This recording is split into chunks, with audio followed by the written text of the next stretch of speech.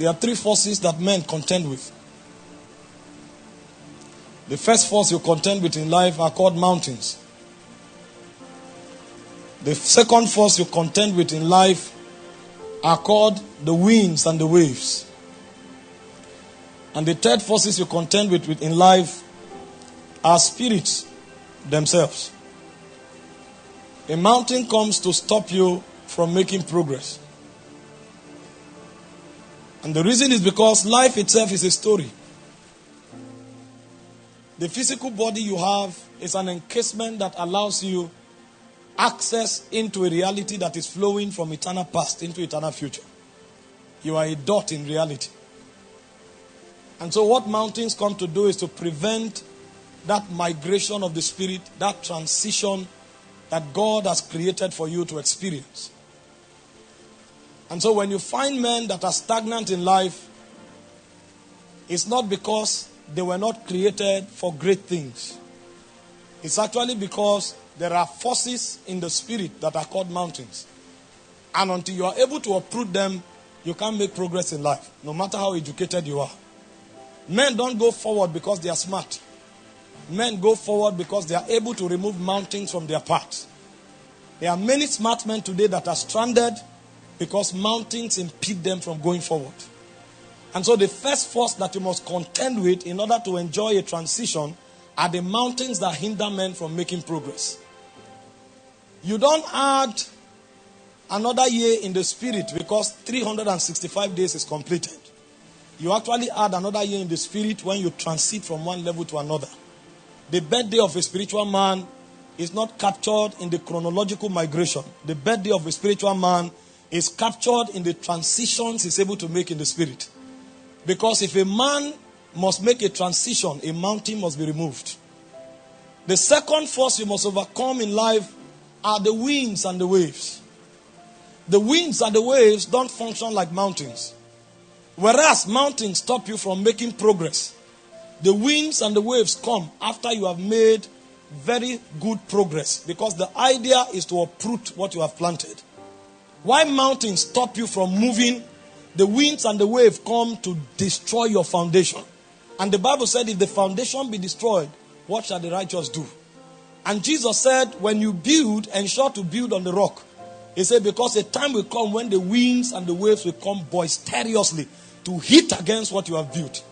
And so that you are making progress today is not eternal assurance. Eternal assurance is only achieved when your foundation is a rock that cannot be moved. And so if you are not built on the rock, you can be uprooted even after many years of progress. The third thing that you must deal with are the spirits that manipulate the affairs of men. The Bible said the devil cometh not but for to kill, to steal, and to destroy. He said, but I am come that you might have life and life to the full. Now, these three forces I have outlined, there is no wisdom you can have or study from anywhere in the world that will give you the ability to deal with them. Because they are invincible forces. You may be a graduate of Harvard. You may be connected to a president. And you may be working in the best institution in the world. When a spiritual mountain comes, it will frustrate everything you do. And it will come to a point where you will wonder why things are not working. Because all the integers around you will suggest that you should be the best in what you are doing. You can make progress for 30 years. And all of a sudden, like the story of Job, a wind can come and shatter the foundation and things go down. So the forces we deal with are not primarily physical. The forces we deal with are primarily spiritual. So when he said, by my spirit, he's trying to reveal to you that as a mortal man, you are contending with things that are spiritual and eternal. So if all your advantage is in the flesh, you are defeated before you started.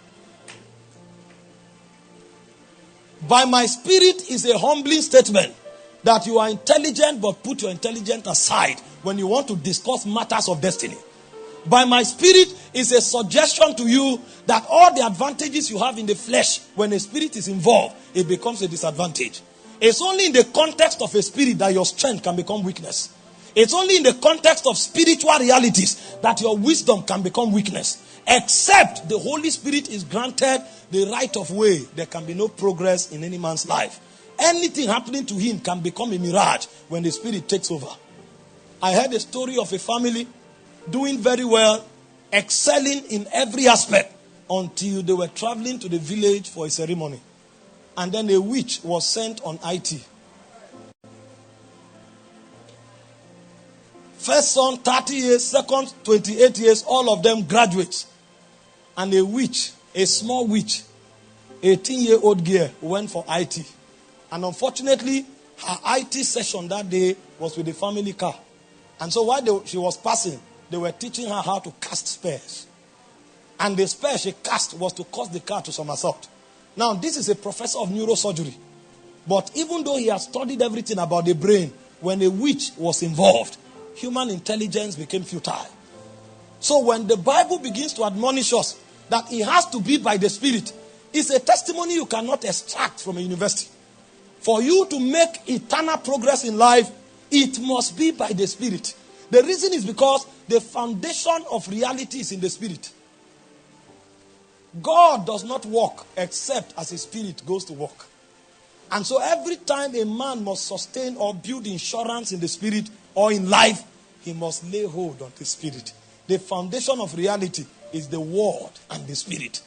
If the Spirit is not at work, everything you call progress is a failure. The problem is that you are in time, so you have not calculated the totality of reality. When you come into time, reality is fragmented. Because in the Spirit, what you call yesterday is now. And what you call tomorrow is also now. But because you are in time, you are forced to split your reality into a chronological sequence. And so you are here. You don't know that the beings you are dealing with are already in tomorrow. And they are also in yesterday. So you may make the mistake of judging your life by where you are standing momentarily. If you don't enter the Spirit, you cannot make progress. Because your tomorrow is also now. And the problem is that they are standing in tomorrow in reality. But you tomorrow have not come. So you are judging your today as your advantage. Whereas, if your tomorrow is not included, today was a failure.